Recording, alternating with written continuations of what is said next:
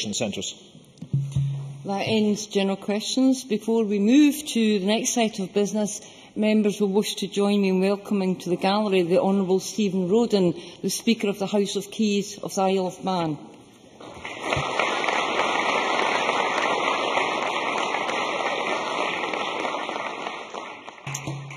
We now move to First Minister's questions. Question number 1, Joanne Lamont. Thank you very much, Presiding Officer. On this day, when we are all thinking of the soldiers' lives lost abroad and the families who are grieving the loss of these brave men, may I ask the First Minister what engagements he has planned for the rest of the day? First Minister. Joanne Lamont rightly reflects on the loss of the Free Scottish Soldier this week. I know that the whole Chamber will want to pay tribute to Corporal William Savage, Fusilier Samuel Flint, Private Robert Harrington of the Royal Regiment of Scotland, who died while serving in operations in Afghanistan. We must also hope that the other 6 brave personnel injured in the explosion make a speedy and full recovery from their injuries. This incident demonstrates once again the dangers faced by our armed forces. They deserve our deepest gratitude for the job they do in the most difficult and trying circumstances. Rightly, in this chamber, there are often different views on the wisdom of military interventions in a variety of places in the world, but there is not, there never has been, any division whatsoever in any party in this chamber about the respect in which we hold our armed forces for the sacrifices they make. No words, of course, can bring comfort to the families of soldiers at a time like this, but the thoughts and sympathies of everyone in Scotland will be with them on hearing this dreadful news and in coping in these dreadful times. Joanne Lamont. And can I thank the First Minister for what he said? He speaks for all of us in our sympathies and condolences to the families and our very good wishes to those who are injured. After the last 10 days, isn't it the case that the First Minister's plans for the currency and his plans for Scottish pensions are exactly the same as his receipts for his £500,000 trip to the Ryder Cup? Completely and utterly shredded. First Minister. The Scottish Government have put forward the policy we believe in the best interests of Scotland and indeed the rest of the UK. I have to say that for the Labour Party to argue that it has any consistency or credibility in its currency policy doesn't bear a single examination. I suppose on the question of currency, with so many supporters advising that the policy advocated by the Scottish Government is correct, I would say, on balance, I agree with Alistair Darling, who on the 10th of January in Newsnight Scotland said, of course it would be desirable to have a currency union. Of course a currency union is logical. And therefore I can say to this chamber, for the only time in this and probably other sessions of First Minister's questions, I agree on this subject with Alistair Darling. Joanne Lamont. Well, I'm not sure if it was worth the First Minister hunting through his folder to find that line. Because, talking about consistency in the currency in the First Minister's one sentence is entirely bizarre for the rest of us. However, the First Minister said this week that he will bet his career and his house on a yes vote in the referendum. Isn't that wonderful? But who else shares his confidence? Hands up, who else in the front bench will bet their career and their house on a yes vote? No. Who behind the front bench? Obviously, no takers there. Let's try the back benches. Who behind the front bench, with no career but a house, would bet the house on a yes vote? You want to put your hands up? Hands up? No? What about then hands up for those who would support a separate Scottish currency? Or maybe you only do that in private when the First Minister isn't watching. But of course, the First Minister's macho acclamation of his willingness to risk all to show how much he believes in himself is not the point. isn't it the case that the First Minister's career and the First Minister's house don't matter? But what does matter is that he is taking a gamble with everyone's house and everyone's job with a currency plan. With a currency plan he self-evidently hasn't thought through. First Minister. Well, that worked a bit as well for Joanne Lamont as it worked for Ed Miliband last time he tried it in the House of Commons. I think the big risk in Scottish politics is the risk to the Labour Party in the gamble they are taking as being campaigning hand in hand, shoulder to shoulder with the Conservative Party in the Better Together campaign. So therefore we ask ourselves, in this Better Together campaign, has Labour policy been totally subsumed within the Conservative Party? I think that means yes. Because I've been looking at the policy positions of the Better Together parties in the last general election. The only party which said never to the euro was the Conservative Party. The Labour Party in the 2010 manifesto said there would be no membership without a referendum, and the Liberal Democrats said we believe it's in Britain's long-term interest to be part of the euro. So I think it's fairly reasonable for Joanne Lamont to hear the Scottish Government policy in favour of a sterling area and the substantial support that has. What I think is interesting is the suggestion that the Better Together campaign has a single policy. They have three policies for every part and party of it, and the Labour Party's danger is in campaigning hand in hand with the Conservative Party, they're gambling their future with the Scottish people. Joanne Lamont. Meanwhile, back in the real world, I think all of those people who perhaps thought he had a case will now realise he has no case whatsoever. Because, of course, the First Minister says we will keep the pound. The chair of the Yes campaign says we should have a separate Scottish currency and then prepare to join the euro. To put it at its kindest, this is a complete shambles. The First Minister said that the last Chancellor was responsible for the Royal Bank of Scotland nearly going under, the bank the First Minister used to work for, but now claims the current Chancellor... I'm sorry. I thought he knew they had used to work for the RBS, but never mind. So he says the last Chancellor was responsible for what happened to RBS, but this Chancellor has no control over the Bank of England. You simply could not make it up. The people of Scotland deserve honesty. The people of Scotland deserve honesty and clarity. This isn't about the First Minister's bravado and gambling. This isn't about a smart soundbite for him. This is about people's jobs, their homes, their mortgages, their pensions and their savings. So, for the sake... Well, it may be same old to the backbenchers. It is about people's jobs, homes, mortgages, pensions and savings. That is not same old for a group obsessed with separation. It is about the real world. So, for the sake of clarity, will the First Minister simply now rule out a separate Scottish currency? First Minister. I've got news for Joanne Lamont. What brought the Royal Bank of Scotland and many other financial institutions, Northern Rock, into trouble was not the Bank of England's control of interest rates, but partly the Financial Services Authority lack of regulation of the banking system, and which... And which mastermind, as Chancellor of the Exchequer, was in control of the FSA during this period. The same person now in control of the No campaign in Scotland, Alistair Darling.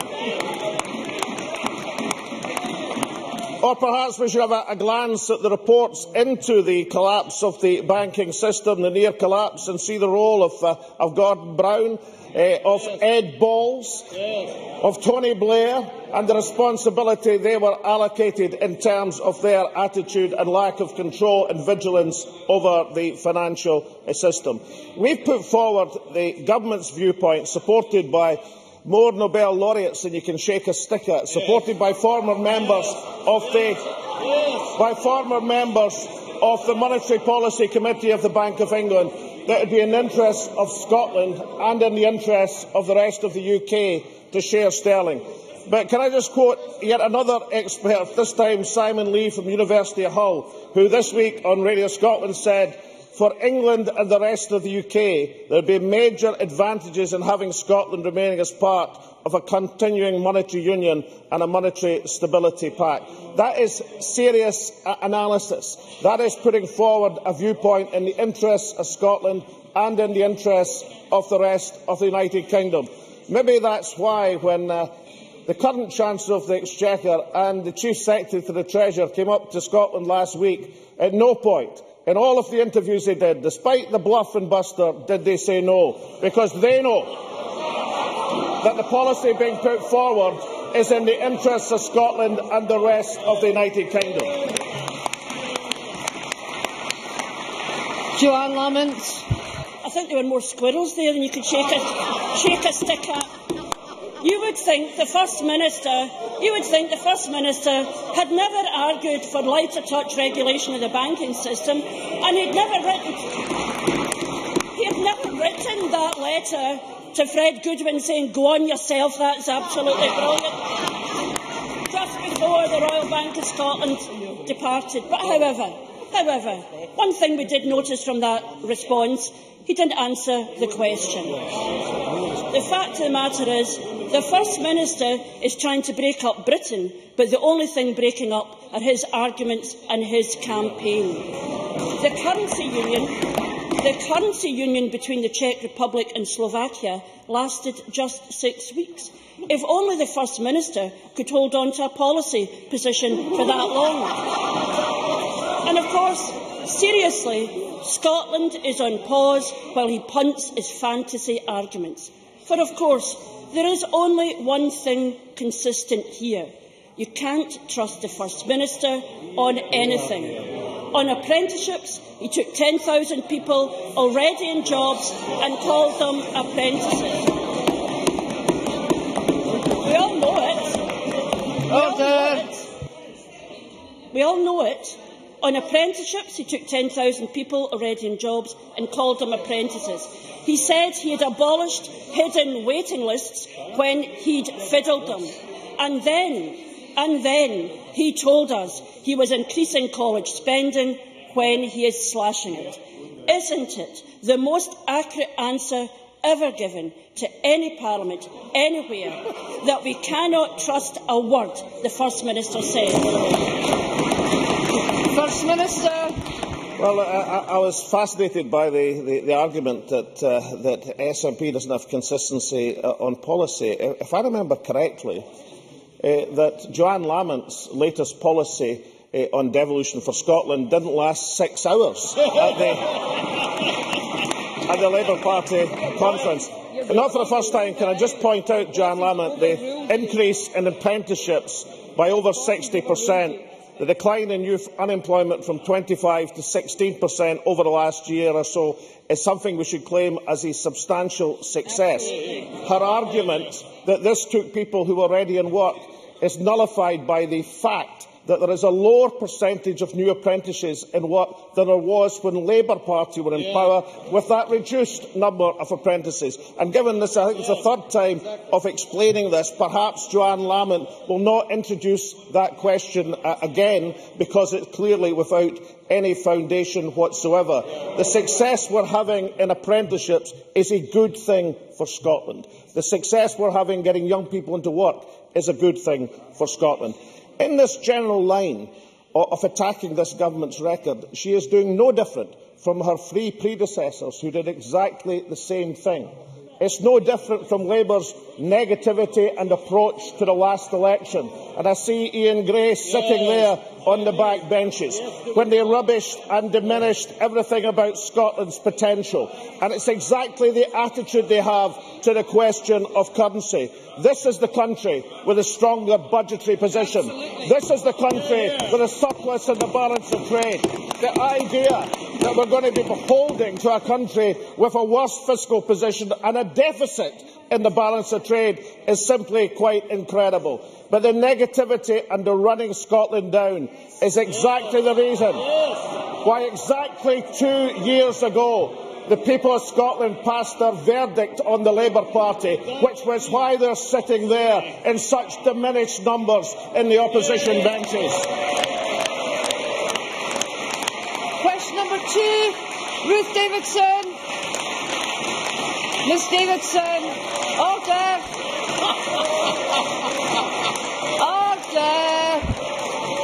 Order. Ms Davidson. Thank you, Presiding Officer. I would also like to recognise the service and the sacrifice of Corporal William Savage and Fusilier Samuel Flint from the Royal Highland Fusiliers, 2nd Battalion, the Royal Regiment of Scotland, and to Private Robert Hetherington of the 51st Highland 7th Battalion, who was a Territorial Army member. I would also like to associate myself and my party with the expressions of both gratitude and of condolence offered to the families and the good wishes to those who have been injured in that attack. I'd like to ask the First Minister when he will next meet the Secretary of State for Scotland. First Minister. I acknowledge the references that Ruth Davidson has made to the soldiers and their families. No plans in the near future. Ms Davidson. Thank you. To summarise the currency debate so far, we've had the First Minister say that he's right and that senior nationalists, that separatist colleagues, that Yes Scotland board members, that 3 former Bank of England experts and his own former economic adviser are all wrong. So I'd like to ask the First Minister, is the Institute of Chartered Accountants for Scotland wrong too? Because it published a report in the last week saying that it would be illegal under EU law for pension schemes between a separate Scotland and the rest of the UK not to be fully funded. The First Minister's response is to simply say, well, we'll change the law, we'll just rip it up.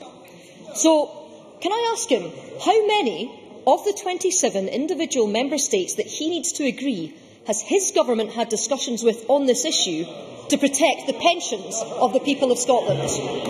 First Minister.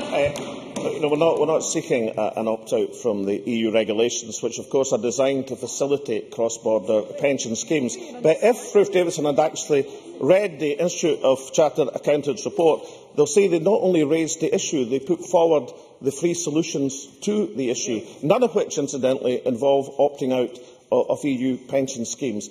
In terms of discussions, of facilitation, discussions they call for with the UK Government, we are very, very willing to have, not only on this, incidentally, but on a range of other issues. So perhaps Ruth Davidson would use that extraordinary influence that she has with her colleagues in London to enable them to agree with the Defence Committee, the Foreign Affairs Select Committee, the Institute of Chartered Accountants of Scotland, and engage in constructive discussions with the Scottish Government in the way that we want to do. Come on, strike out for Conservative Party independence in Scotland. Ruth Davidson. Well, I've got the ICAS report here, and it does raise a number of questions, 12 of them, in fact, none of which seem to be answered by your finance spokesman on Sunday when he took to the airwaves to try to protect it. The one that I liked most was, would there be a Scottish protection fund? Because the UK Pension Protection Fund currently pays and manages the pensions of no less than 16,000 Scots whose schemes have gone under.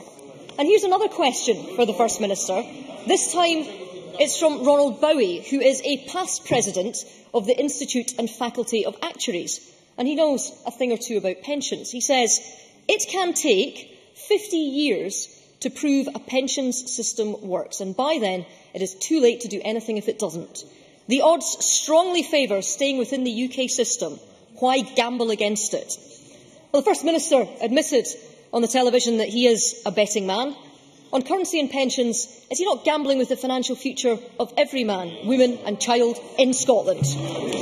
First Minister. I was suggesting that the Conservative and Labour parties might have different policies in the currency. I now see they're using exactly the same lines in questions. I know it was unfortunate for Ruth Davison that Joanne Lamont has the first question, but it doesn't get any better the second time it's suggested than the first time it's suggested. Can I say why the position of an independent Scotland, I think, is going to be stronger than the position of the UK with regard to pensions? And that is because social protection, including pensions, takes up 14.4% of Scotland's wealth compared to 15.9% in the UK. In terms of social protection, including pensions and tax receipts, it takes up 38% of tax receipts. The equivalent figure for the UK is 42%. So rather like the questions of the balance of trade, the balance of payments, the oil and gas is actually an asset, not a liability, that the great industries of Scotland are actually buttressing sterling at the present moment. The fact that we have less of a liability in terms of social protection makes it more affordable, not less affordable. And given what the Institute of Fiscal Studies has said about the Tory party's pension plans impoverishing the vast majority of pensioners, making them worse off, I think the Conservative Party are very the last people on earth to treat any tears or pretend any concern for pensioners across the country. Question number 3, Willie Rennie. Can I too recognise those who have lost their lives serving their country in Afghanistan? Our thoughts are with their families and friends at this difficult time. To ask the First Minister what issues will be discussed at the next meeting of the Cabinet. First Minister. I recognise the cross-party basis in terms of the respect which is due our troops and soldiers. The Cabinet will discuss issues of importance to the people of Scotland. Willie Rennie. Dennis Canavan, Jim Fairley, Patrick Harvey, Gordon Wilson, Jim Sillars are all rejecting his plans to join a British currency union. When her policies came under pressure from her own side, Margaret Thatcher once said, "You turn if you want to, the lady's not for turning." Now that he's dug in on his British currency plan, is the First Minister transforming into the Mrs Thatcher of Scottish politics? Or is he for turning? First Minister. No, we'll continue to put forward the best interests of the Scottish people, which has worked rather successfully for the SNP over the last few years, and because it's recognised that's what we do, we'll continue to work rather well for the Scottish National Party. Willie Rennie. An interesting lack of answer. Deanne Julius gave him another warning this morning. She is a founding member of the Bank of England Monetary Policy Committee. Remember, that's the committee that he's relying on to deliver his plans for a British currency union. And last week, Professor John Kay rejected his plans as well. He's one of the First Minister's favourite advisers.